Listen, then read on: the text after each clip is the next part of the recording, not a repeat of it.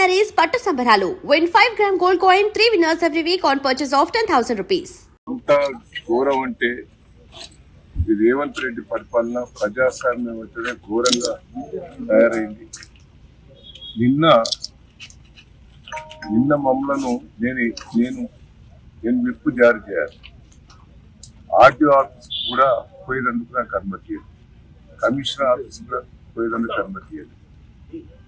అదే అమెరికాకు సంబంధించిన సిటిజన్షిప్ ఉన్న ఝాన్సీ గారిని ఆర్డీ ఆఫీస్ కమిషనర్ ఆఫీస్ మున్సిపాలిటీల వాళ్ళ దగ్గర కూడా పోయి ఒక్కొక్కరికి ₹1 కోటి ఇస్తాం, ₹2 కోట్లు ఇస్తాం అంటే మా ఊళ్ళో ఎవరు కూడా అమ్ముకోవాలి. భయభ్రాంతులు చేసి ఎట్లా ఉంటే అంటే గతంలో నేను 45 ఏళ్ళ నుంచి రాజకీయాలు ఈక్వల్ ఇప్పుడు కేసంలో ఉన్నది ఈక్వల్ గా ఉన్న కానీ ఎమ్మెల్యేకు ఓటు సమానం ఉన్నప్పుడు ఓటు హక్కు ఉపయోగించుకునే అవకాశం. ఇక్కడ ప్రజలు తొర్రూరు పట్టణ ప్రజలు క్లియర్ గా మాకు 9 ఇచ్చారు, వాళ్ళకి 7 ఇచ్చారు. అంటే మేము మెజార్టీ ఉన్నాం, ఈక్వల్ లేవు. సరే ఎమ్మెల్యే ఓటు ఉపయోగించుకున్నదంటే అది, కానీ ఎంపీ కావ్య గారు వరంగల్లో ఆమె అప్లై చేసుకున్నది, వరంగల్లోనే నాకు ఓటకు కావాలని ఆమె పిటిషన్ పెట్టుకున్నది. ఆ పిటిషన్ ప్రకారంగా ఆమె పిలిచిండ్రు, ప్రమాణ స్వీకారం చేసిండ్రు. ఇక్కడ నీకు ఓటకు కల్పించినామని క్లియర్ గా వాళ్ళకి ఆధారాలతో ఇచ్చినాం. 3 రోజుల బట్టి మేము ప్రయత్నం చేస్తున్నాం. ఆర్డీఓ గారి దగ్గర, కలెక్టర్ దగ్గర, మున్సిపల్ కమిషనర్ దగ్గర. ఏమో ఓటకు ఇక్కడ ఉపయోగించుకున్నదట, దాన్ని ఆధారం ఇవ్వండి అని మా కోర్టు వాళ్ళు అడుగుతున్నారు. 3 రోజుల బట్టి ఆధారాలు కూడా ఇస్తారు.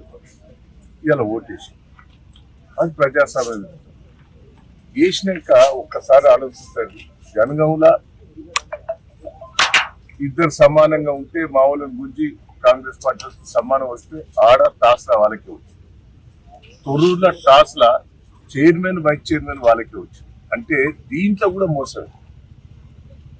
ఈ టాస్ పెట్టే కాడ కూడా వాళ్ళ అభ్యర్థులనే పేర్లు రాసుకొని వాళ్ళే మొత్తం పెట్టినట్టే మాకు అయిపోతారు. మళ్ళీ చూపెట్టు అంటే మా వాళ్ళు అడిగితే కూడా చూపెట్టే పరిస్థితి లేదు. ఎట్లా తీసిందనే చూపెట్టు అంటే నాకు బాధ అనిపిస్తాను, పక్క ఏడుపు కూడా వస్తుంది. ఏంది ప్రజలు ఇంత మాకు పట్టం కట్టిన తర్వాత ఎందుకు ఇట్లా చేస్తున్నారు ఈ ప్రభుత్వం, మరి అధికారులు ఇట్లా ఎందుకు చేస్తున్నారు? నన్ను ఎందుకు తీసుకొచ్చి ఇక్కడ పోలీస్ స్టేషన్ మా వాళ్ళందరినీ అరెస్ట్ చేసినాడు.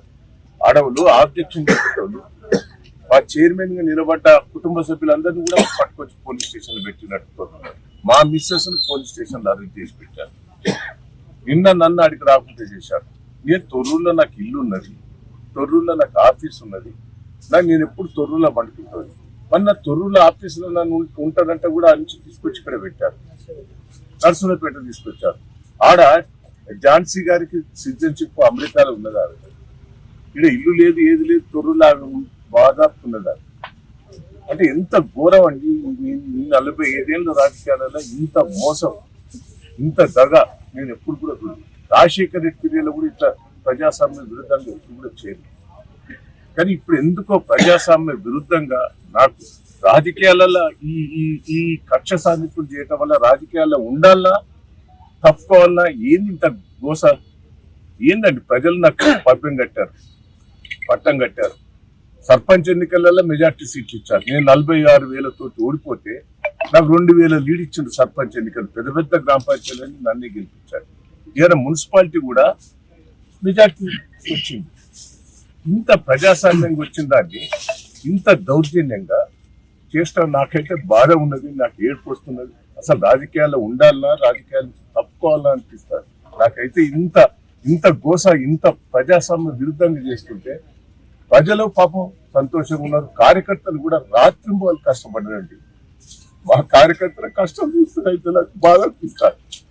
ప్రజలైతే కార్యకర్తలు 2 రోజుల బట్టి భోజనం లేకుండా 10,000 మంది కార్యకర్తలు వచ్చి రాత్రి వాళ్ళు కష్టపడ్డారు. నా కోసం నేను ఏం చెప్పాలి, ఏంటైనా చెప్పాలి?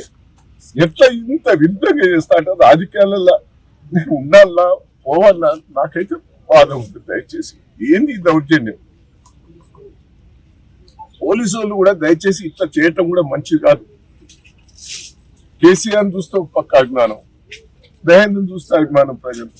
కానీ ఇంత అరాచకాలు చూస్తుంటే నాకైతే ఏమన్నా చెప్పండి, నా కార్యకర్తలకు ఏం జవాబు చెప్పుకోవాలి, కార్యకర్తలకు నేను ఏం జవాబు చెప్పాలి? పాపం తెగించి పనిచేసే వీళ్ళు. జై తెలంగాణ.